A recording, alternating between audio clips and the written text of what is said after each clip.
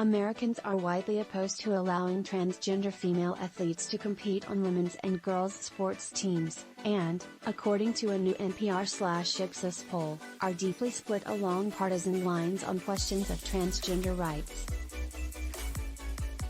The NPR/Ipsos poll shows that nearly two-thirds of Americans, 63%, are opposed to allowing transgender women and girls to compete on teams that align with their gender identity, while 24% overall support that. Among Democrats, opinion is fairly split. A plurality, 46%, support trans female athletes' right to compete on women's and girls' sports teams, while 41% oppose it.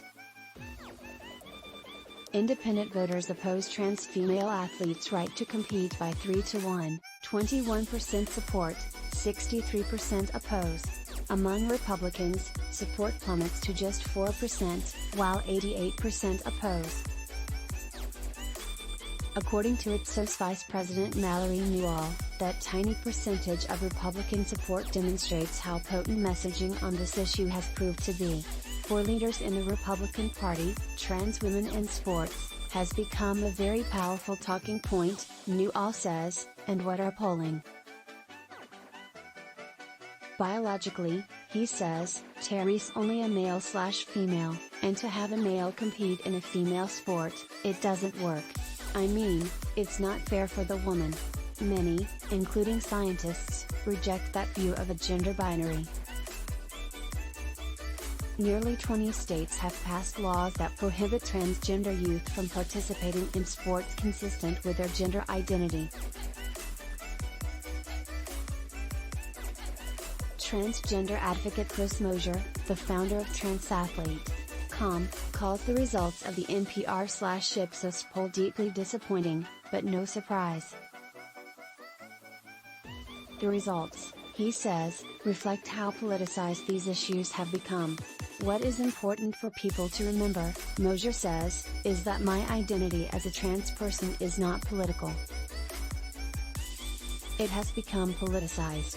Mosier is also dismayed by this month's decision by FINA, the world governing body for swimming, that effectively bans transgender women from elite, international women's competitions. The truth of the matter is trans women are not dominating in sports, Mosier says. They have never dominated in sports.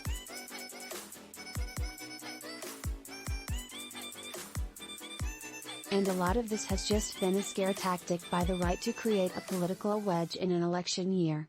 Danielle Provencher, 49, a Democrat and retired freelance journalist from Boynton Beach, Florida, responded somewhat opposed on the polling question of trans women in sports. In an interview with NPR, Provencher said she's conflicted. I don't want to be discriminatory, she says, but I recognize that there are differences in men and women's bodies, and you can't get around that, especially when it comes to competition.